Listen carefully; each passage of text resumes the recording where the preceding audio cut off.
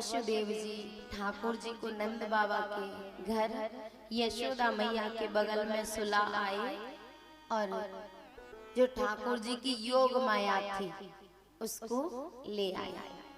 जैसे ही लाए तो बंधन ज्यों के त्यों हो गए, क्योंकि ये सब माया के ही तो बंधन है।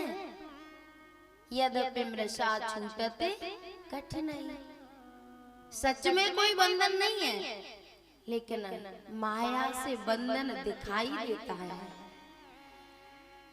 कंस को पता चला कि बालक का जन्म हो गया है, आया और उस कन्या का पैर पकड़ के उसने नीचे पटकना चाहा, लेकिन वो कन्या हाथ से छूटकर ऊपर चली गई और उसने कहा, हे दुष्ट, मुझे मारने से तेरा क्या बनेगा? तेरा मारने वाला तो पैदा हो चुका है। जैसे ही कंस ने सुना, कन्या तो चली गई, उसने अपने मंत्रियों के साथ बैठक की, पूछा कि अब क्या करना चाहिए। उन्होंने कहा, महाराज, हो ना हो वह बालक अभी 2-3 दिन में ही पैदा हुआ हो, क्योंकि देवताओं ने भी गड़बड़ कर दी है। 8वां तो पुत्र होना था ना, ये पुत्री कहां से आ गई? अब समझ में नहीं आता क्या करना चाहिए। उन्होंने कहा कि अभी हाल में जो बालक पैदा हुए हैं उनको मरवा दो, क्योंकि जब तक पाप का घड़ा नहीं भरेगा तब तक कंस नहीं मरेगा।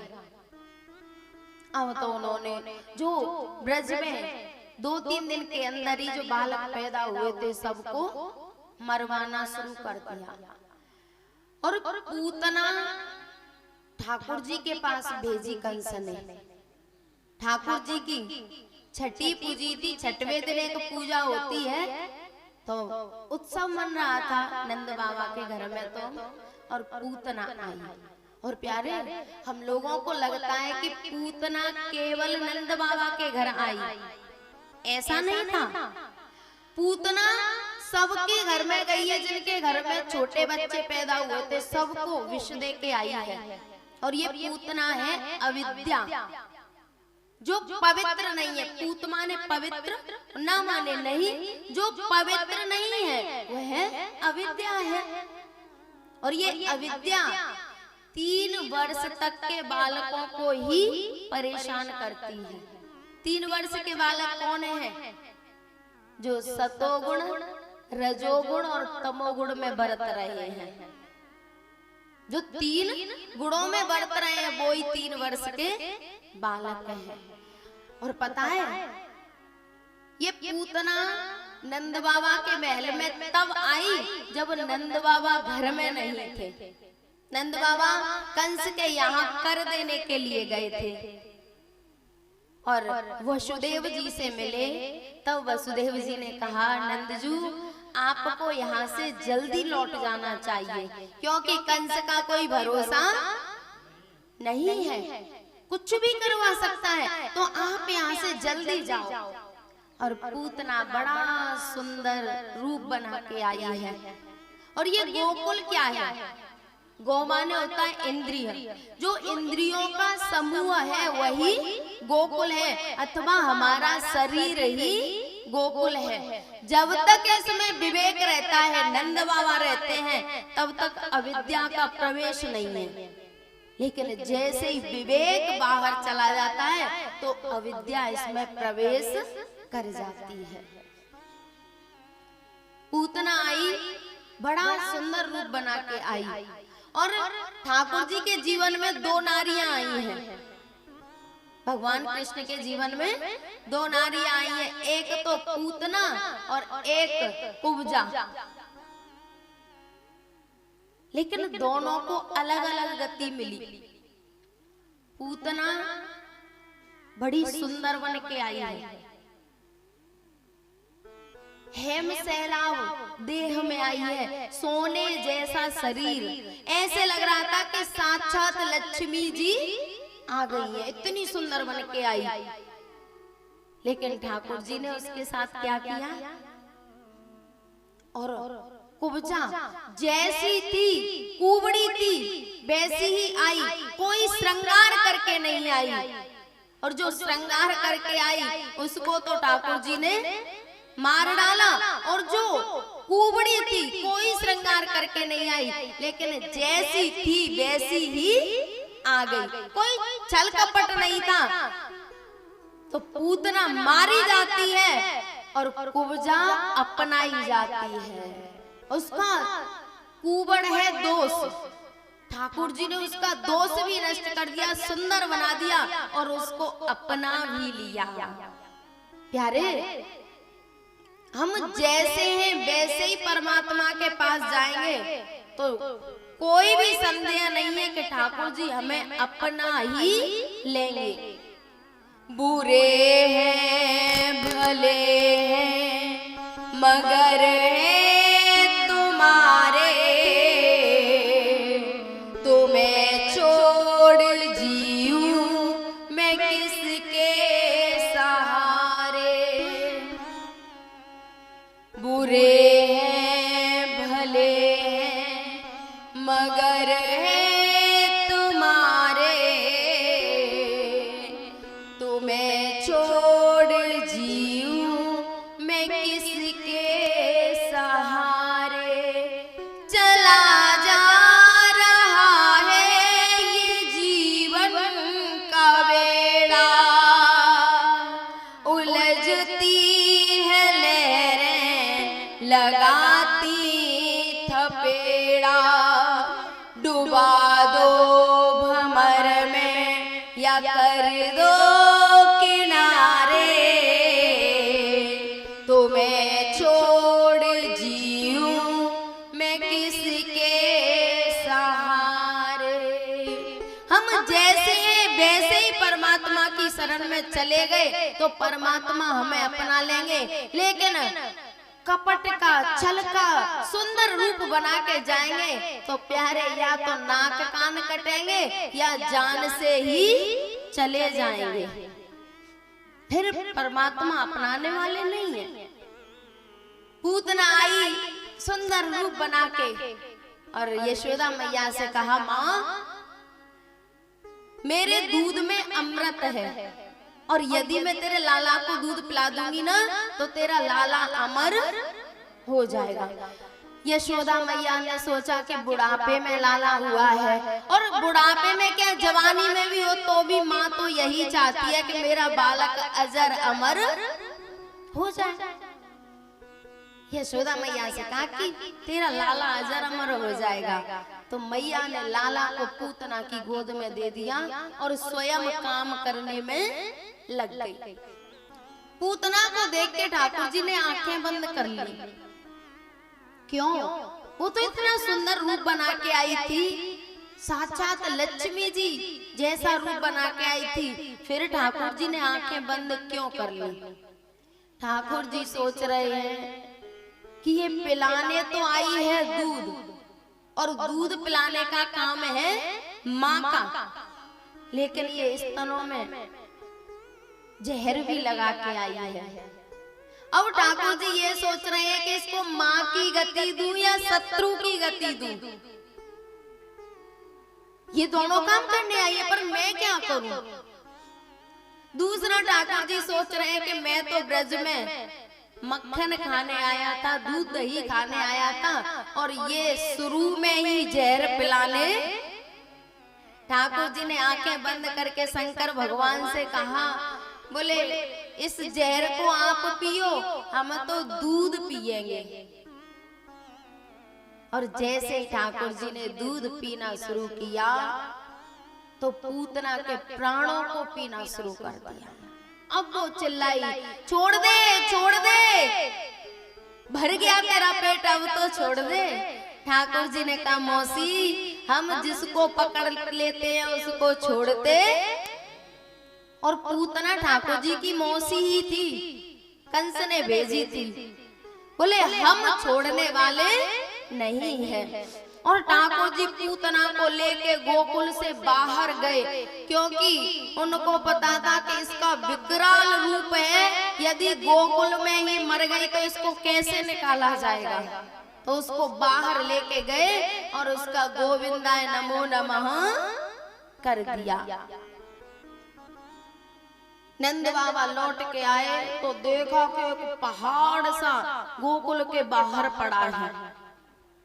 आके जानकारी करी तो पता चला कि एक राक्षसी लाला को दूध पिलाने आई थी, उसको लाला ने मार दिया। यशोदा मैया सोचने लगी, हे परमात्मा, बुढ़ापे में तो एक लाला हुआ है और उसके साथ भी इतनी व्याधाएं आई हैं कि अभी 6 दिन का हुआ है कि राक्षस आना शुरू हो गए। भैया एक दिन ठाकुर जी का जब छोटा बालक पैदा होता है ना, तो करवट बदलता है, उसका उत्सव होता है। तो यशोदा मैया ने लाला को छकड़े के नीचे सुला दिया। एक गाड़ी जैसी होती है, कुम्भराज में तो चलती है वो गाड़ियां, क्या कहते हैं उसको, धनिया ले लेके आते हैं, बैलगाड़ी। उसके नीचे लाला के पल्ले को रख दिया और ऊपर से दही दूध यशोदा मैया ने रख दिया और स्वयं काम में लग गई। ठाकुर जी सोचने लगे, बारी मैया, तूने ये संसारी वस्तुओं को ऊपर और हमें नीचे सुला दिया है। इतने में एक असुर आया, उसने सोचा कि इस पे पैर रख के और इस लाला का गोविंदाय नमो नमः कर देंगे। लेकिन जैसे ही वो आया तो लाला ने एक लात मारी और वो गाड़ी घूमती हुई चली गई और उस दैत्य का गोविंदाय नमो नमः बोल बाल कृष्ण भगवान की। ये जो सकटासुर था ना, ये हिरण्याक्ष का पुत्र उत्कल था। एक बार लोमस ऋषि के आश्रम में गया और इसने सारे पेड़ वेड़ कुचल दिए, सब नष्ट कर दिया। तो उन्होंने श्राप दे दिया, बोले जा तू देह रहित हो जाएगा, तेरे शरीर नहीं रहेगा। तो उनके श्राप से ये दिखाई नहीं देता था, इसके शरीर नहीं था। ठाकुर जी ने उसका भी गोविंदाय नमो नमः कर दिया। इसके बाद आया है काम तृणाव्रत। और प्यारे, काम जब आता है ना तो वो मनुष्य को अंधा करता है।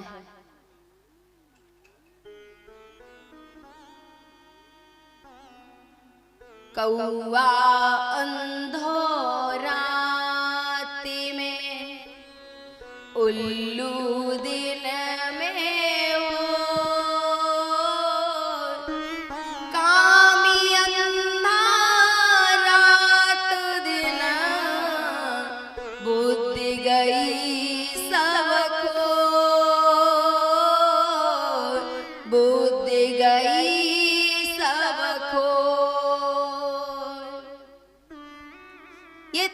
जब आया तो आपने देखा होगा गर्मियों के दिन में धूल उड़ती है बहुत, बवंडर कहते हैं जिसको। इसका यही रूप था, बवंडर के रूप में आया और लाला यशोदा मैया की गोद में थे। लाला ने सोचा कि यदि मैया बवंडर के चक्कर में पड़ गई तो गड़बड़ हो जाएगी। लाला ने अपना वजन बढ़ाना शुरू कर दिया। अब वजन बढ़ा तो यशोदा मैया ने लाला को नीचे बिठा दिया और जैसे ही नीचे बिठाया बवंडर आया और लाला को उठाकर ले गया। ऊपर जाके ठाकुर जी ने उसका भी गोविंदाय नमो नमः कर दिया। प्यारे, हमारे जीवन में यदि छोटी सी भी समस्या आ जाए, छोटा सा भी कष्ट आ जाए तो हम घबरा जाते हैं, हे परमात्मा ये कष्ट कहाँ से आ गया। लेकिन याद रखना, जब जब परमात्मा का अवतार हुआ है तब तब परमात्मा को भी कष्टों का सामना करना पड़ा है। अब बताओ इससे ज्यादा कष्ट क्या होगा कि अपनी माँ के गर्भ में आने से पहले ही माता पिता जेल में पहुंच गए, पैदा हुए तो माता पिता जेल में पड़े हैं, हाथों में हथकड़ी, पैरों में बेड़ी। वहां से लेके गोकुल पहुंचा दिए, तो गोकुल में भी रोजाना कोई न कोई उत्पात होता रहता है, वहां पर भी शांति से नहीं। और देखा जाए तो ठाकुर जी के जीवन में कभी एक दिन का भी सुख नहीं आया, संघर्ष करना पड़ा। जब राम अवतार लिया तब भी थोड़ी सी आयु में ही और वन में जाना पड़ा। सीता जी का हरण हो गया, लक्ष्मण को शक्ति लग गई, अब इससे ज्यादा कष्ट और क्या होगा। और हम जरा जरा सी बातों पर घबरा जाते हैं। भैया एक दिन नंद बाबा गर्गाचार्य जी के पास गए और कहा, बोले हमारे लाला का नामकरण संस्कार कर दो। और ये जो गर्गाचार्य जी है ना, ये वसुदेव जी के गुरु जी हैं। गर्गाचार्य जी वसुदेव जी के गुरु जी हैं। तो गर्गाचार्य जी ने कहा, नंदजू यदि कंस को पता चल गया कि कन्हैया वसुदेव का लाला है तो वो उसको जिंदा नहीं छोड़ेगा। नंद बाबा ने कहा, आप इस बात की चिंता मत करो, आप तो गौशाला में आ जाओ और चुपचाप नामकरण संस्कार कर दो, हम कोई उत्सव नहीं करेंगे। कुरु द्वजाति संस्कारं स्वस्ति वाचन पूर्वकम। बोले स्वस्ति वाचन बोल के नामकरण संस्कार कर दो। बोले ठीक है। गर्गाचार्य जी आए और इधर रोहिणी और यशोदा से नंद बाबा ने कहा, बोले आप दोनों बालकों को लेकर गौशाला में आ जाना। रोहिणी और यशोदा जा रही थी, तो इन्होंने सोचा कि देख तो लें बाबा कुछ जानते हैं या नहीं। हम सबसे पहले जहां हमें परीक्षा लेनी चाहिए वहां हम परीक्षा नहीं लेते, लेकिन संतों की परीक्षा नहीं, संतों की प्रतीक्षा करनी चाहिए। तो सबसे पहले संतों की परीक्षा लेते हैं। और क्या कहते हैं पता है? पानी पियो छान के, गुरु बनाओ प्यारे। पानी छान के पीते हैं अच्छी बात है, लेकिन गुरु की यदि परीक्षा कर ली, गुरु की परीक्षा कर ली, तो फिर तुम शिष्य बनने के अधिकारी, क्योंकि तुम तो गुरु बन गए। परीक्षा गुरु लेते हैं, और हमने गुरु बनाने से पहले ही परीक्षा ले ली, तो फिर हम शिष्य बनने के अधिकारी। रोहिणी और यशोदा मैया ने यही किया। यशोदा मैया ने तो रोहिणी के पुत्र को ले लिया, और रोहिणी ने यशोदा मैया के पुत्र को जाके बाबा के सामने बैठ गई। बाबा इनका नामकरण संस्कार कर दो, इनका नाम रख दो। गर्गाचार्य जी ने आंखें बंद करके देखा तो रोहिणी की गोद में तो ठाकुर जी दिखाई दे रहे हैं, और यशोदा मैया की गोद में शेषनाग दिखाई दे रहे हैं। बाबा ने कहा, अयम ही रोहिणी पुत्रो रमयन सोहेदो गुणै। यो यशोदा की गोद में जो बालक है ना, ये रोहिणी का लाला है, और मैं इसका नाम राम रखता हूँ। इसमें बल की अधिकता होगी, ये बहुत बलवान होगा, तो लोग इसको बलराम भी कहा करेंगे। और ठाकुर जी का नंबर आया तो बाबा ने कहा कि जो रोहिणी की गोद में है ना, इसके तो अनेकों नाम हैं। बहुने संते नामानि रूपाणि च सुतश्यते। इसके अनेकों रूपे, अनेकों नाम हैं, लेकिन मैं इसका नाम कृष्ण रखता हूँ। दोनों का नामकरण किया। अब यशोदा और रोहिणी डर रही हैं कि हे भगवान, बाबा को तो पता चल गया कि हमने रास्ते में चालाकी की है। संत से क्या छुपेगा। जीव कितनी चतुराई करता है, कितना छल कपट करता है, लेकिन साधु की दृष्टि से कुछ छिपने वाला। जैसे अल्ट्रासाउंड मशीन होती है ना, एक एक्सरा मशीन होती है। हम कितने ही कपड़े पहन लें, लेकिन जब एक्सरा मशीन के सामने जाते हैं तो कपड़ों का चित्र नहीं आता, काय का आता है, अंदर का। ऐसे ही संत के सामने हम जब जाते हैं ना, कितना ही छल कपट कर ले, संत आपकी वाणी को नहीं देखता, आपके अंदर के भाव को देखता है कि ये कहां से बोल रहा है। पहचान लिया उन्होंने तुरंत। और पता है, ये गर्गाचार्य जी स्वयं पाकी थे। स्वयं पाकी समझते हो? संत भगवान नियम ले लेते हैं कि हम अपने हाथ का बनाया भोजन ही पाएंगे, किसी के हाथ का नहीं।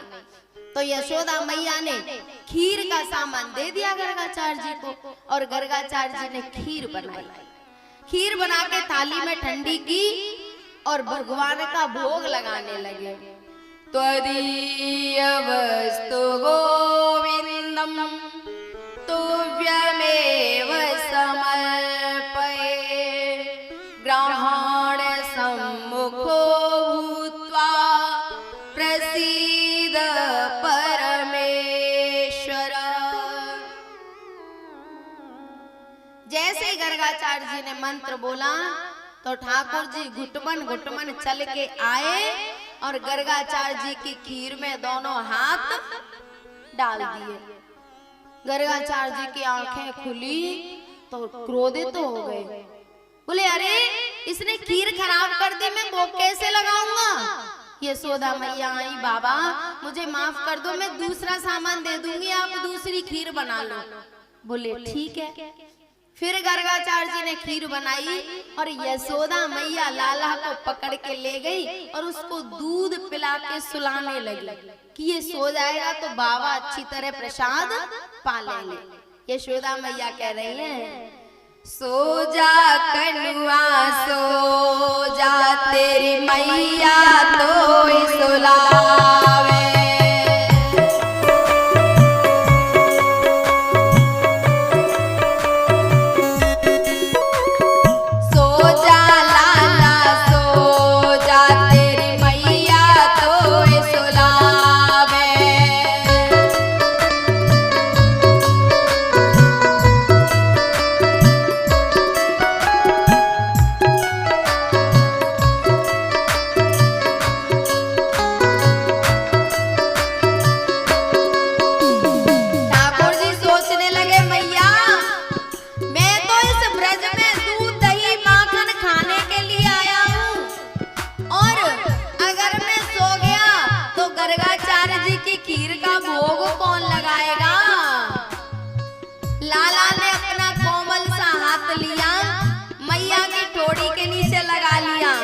मैया से कह रहे हैं, सो जा मैया सो जा, तेरो लाला तो सुलावे।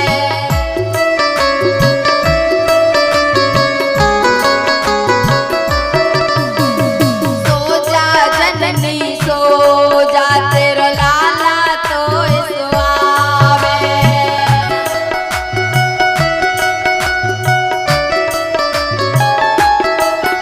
और ज्यादा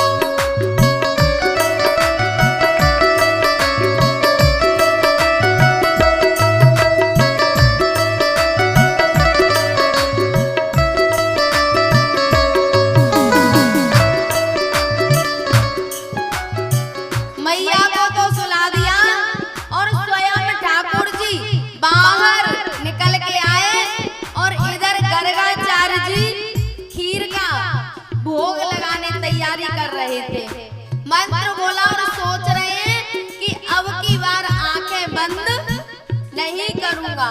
लेकिन प्यारे, हम लोगों को आदत होती है, जैसे ही मंत्र शुरू हुआ तो आंखें बंद। त्वदीय वस्तु गोविंदम तुभ्यमेव समर्पये, इतना बोला तब तक तो लाला ने दोनों हाथ खीर में। गर्गाचार्य जी ने कहा कि ये तो बड़ा नटखट है। गर्गाचार्य जी ने गुस्से में कहा, ये यशोदा, यशोदा मैया की आंखें खुली, घबरा के आई तो देखा लाला के दोनों हाथ खीर में। बाबा मुझे क्षमा कर दो, ये लाला बहुत नटखट है, मुझे सुला के खुद यहाँ आ गया है। मैं आपको और सामान दे दूंगी, आप खीर बना लो, पर मुझे माफ कर दो। बाबा ने कहा ठीक है, लेकिन अब की ध्यान से रखना इसको। बोले ठीक है। फिर मैया ले गई, लाला ये बाबा श्राप दे देंगे, क्यों मरवाने फिर रहा है मुझे। लाला ने कहा मैया अभी बोलते नहीं है, मन मन में कह रहे मैया मैं किसी के यहाँ बिना बुलाए नहीं जाता। और ये बूढ़ा हमें बार बार बुला लेता है और फिर डांटता है, तुझे फटकारता है, मैं क्या करूं। मैया ने सोचा कि अब मैं सोऊंगी नहीं, इसको दूध पिला के सुला दूंगी। सो जा कनुआ सो जा, तेरी मैया तो सुलावे।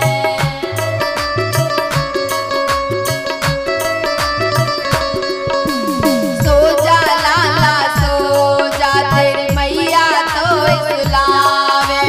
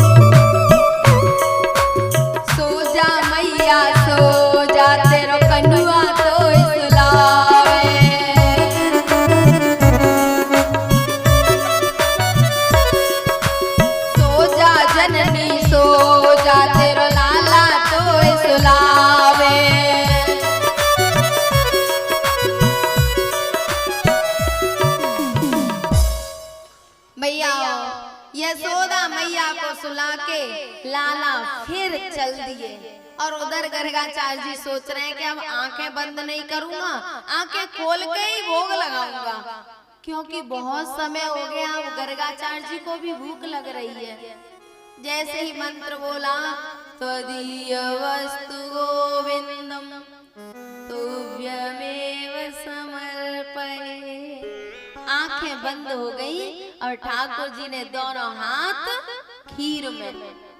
आप लोग बातें क्यों करते हो?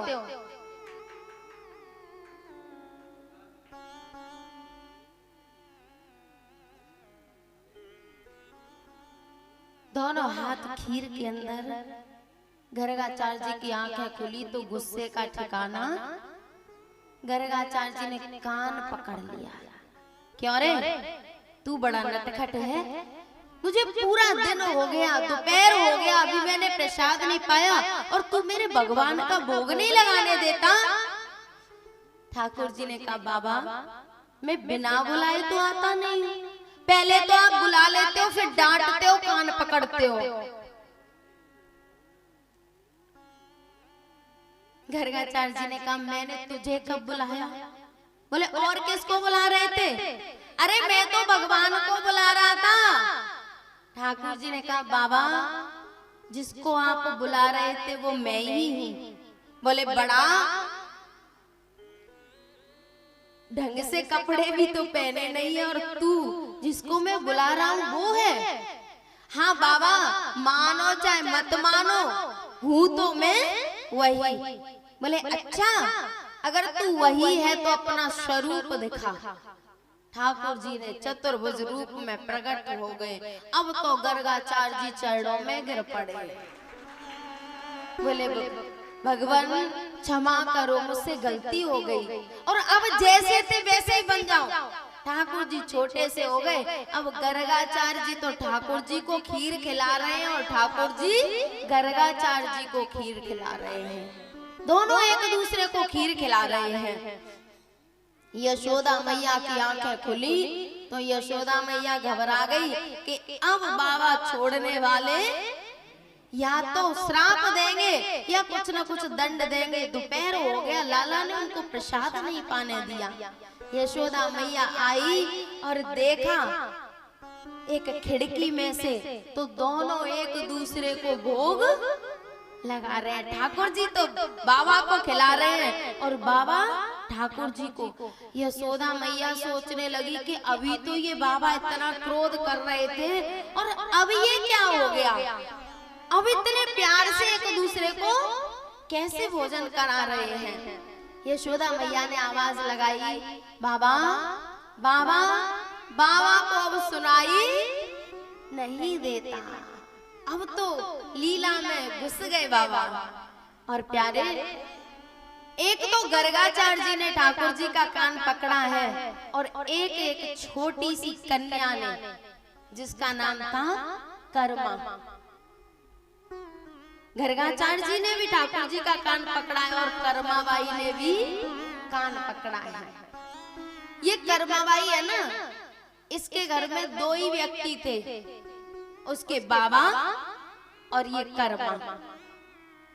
बाबा को कहीं जाना था 2-4 दिन के लिए, तो उन्होंने कहा कर्मा मैं कहीं बाहर जा रहा हूँ, तू मेरे ठाकुर जी को भोग लगा दिया करेगी?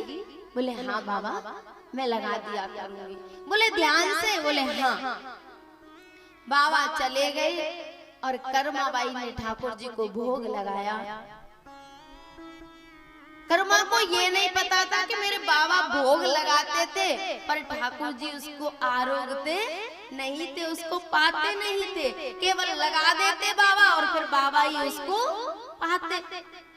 कर्मा सोचने लगी कि बाबा कह के गए हैं और जब तक ये भोग नहीं लगाएगा तब तक मैं भी कुछ पाने वाली नहीं हूँ। कर्माबाई कह रही है, अरे भैया तू भोजन कर ले, मुझे भी बहुत जोर से भूख लगी है और जब तक तू भोजन नहीं करेगा तब तक मैं भी करने वाली।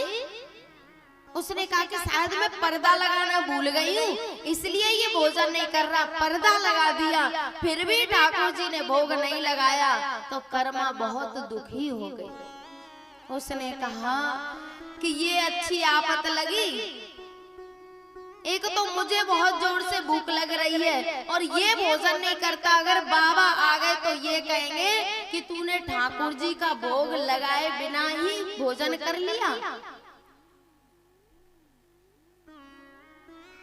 बहुत प्रार्थना करती है लेकिन ठाकुर जी नहीं आते। तब कर्माबाई कहती है, आज जिमाऊ तने खींचड़ो काले रावड़ी घाट की, जीव म्यारा श्याम धड़ी जिमावे बेटी जाट की।